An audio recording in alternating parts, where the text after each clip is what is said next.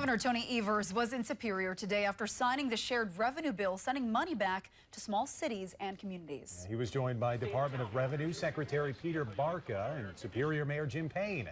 They visited police stations and met with community leaders discussing the importance of the tourism industry in the Northland. He says he's glad the legislature came together and signed this bipartisan bill, making infrastructure in smaller communities like the Blotnick Bridge a priority this session.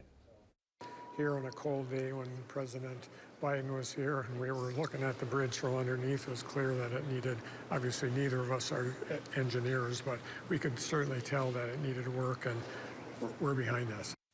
Now, the bill also provides money for K-12 public schools and private schools that accept voucher students.